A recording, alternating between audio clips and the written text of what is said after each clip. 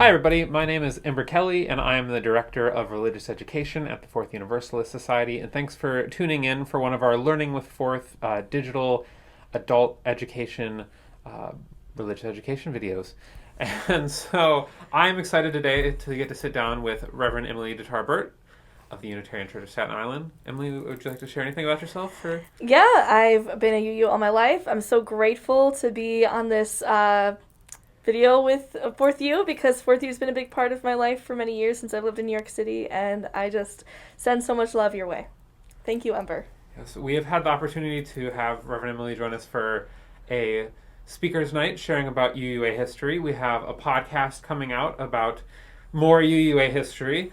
And so I thought it'd be really great. Our November theme is called Holding History. So we borrow these themes from the Soul Matters curriculum, which we're using for both guiding our kids' education as well as our adult education themes. And so we're kind of diving into these and thinking about what it means, what that theme means. So Holding History was a great opportunity to explore UUA history, to think about who we are as a denomination. But it seems like it's also a great chance for us to stop and think about the fact that with these last few years, we're really living through history. Yeah. I mean, how do you think, in 10 years from now, how might we be talking about the experience of living through a global pandemic for those who hopefully are not experiencing that anymore? I mean, I think that we'll be sharing our personal experiences and our emotional landscape of how much loss, but I also think that this, as we're seeing here in 2021, is that this is a real changing focal point. Like other points and pieces of history that come with trauma and loss, this is going to change how we do work, how we work in the economy, how we treat each other, how we treat spaces and health issues and healthcare. This is going to change a lot. So I think it's important for us to share the stories of our experiences, remember the humanity that we've witnessed in this time, and just use these memories, our story, as a way to fight for more justice, for more humanitarian access, so that a pandemic like this never has to happen again. Right. I mean, I've recently been on a bit of like a ancestry history nerd kick, and I've also just been on a general history nerd kick in general recently, living through such a historical time, and thinking about I don't want to say that as a millennial I'm living through such a key moment of history, but I think that even before the pandemic, we were living the internet was such unprecedented change in the way that humanity functions, and it's only digital technology has just grown by leaps and bounds in these last decades in ways that like will impact our lives that we don't even understand already. Like, the way that we look back on the printing press now is like, well, how did they not have this? Like, how are they not like just making easy copies of books?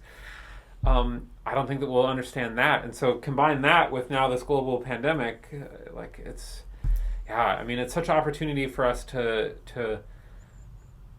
rethink, now that information is so easily accessible, now that we can find out about events going on that maybe previously were hidden under official stories, it can provide us a chance to really make a real difference and to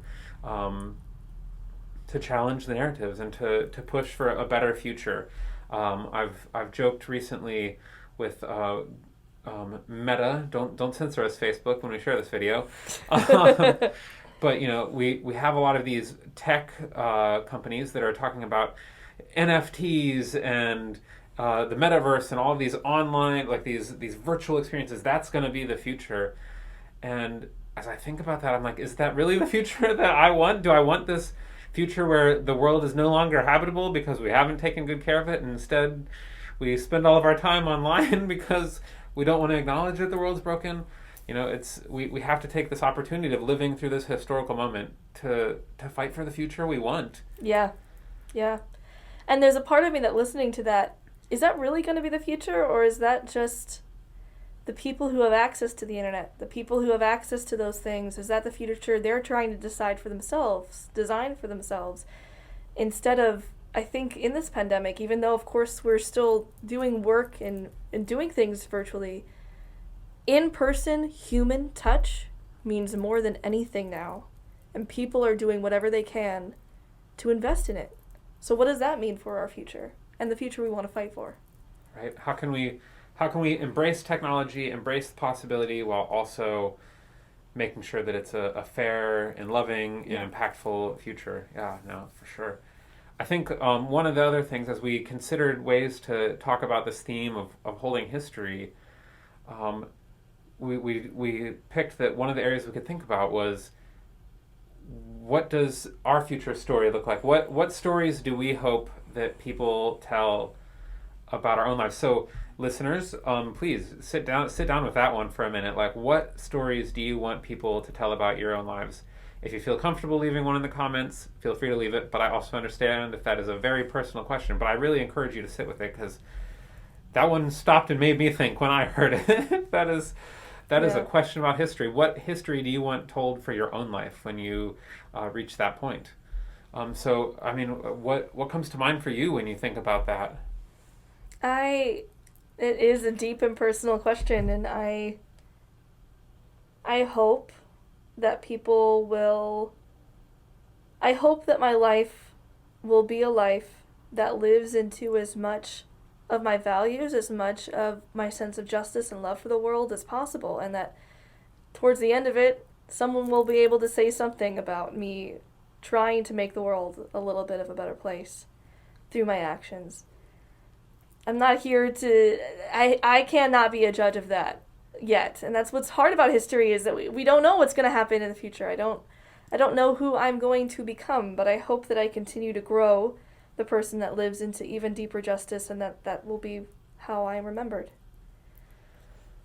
I like to think that it'll be remembered as the DRE that served for 40 plus years at Fourth Universalist. So we'll see in the future, in 40 years, if you're watching this and that's true, let me know. You can joke with old me and tell me about that. But yeah, I think about this too, and I think about in what ways does my career, my work define me?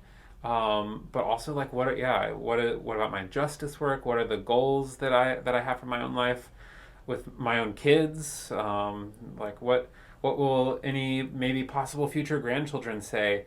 And as we confront things like catastrophic climate change, is my generation doing enough to make sure that these future generations have a habitable planet to live on? Like, that's a legacy that I want to leave for grandchildren, is a planet that can be habitable. And so, like you said, that I want to hopefully have fought the good fight in my life. There's part of me that loves the idea of success and thinking of big fancy dreams, but I just want to know that I did my best to try and make the world a better place for my own kids and maybe future grandkids. Like, I want to leave a better world behind than the slightly broken one that I walked into as a millennial. Yeah.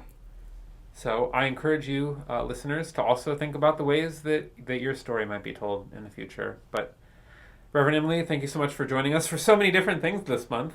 Thank you so much for having me. It's been a treasure and a blast, and I hope you remember that we are all making our history together. So I look forward to continuing to make history with all of you. And thank you so much to all who tuned in for this video.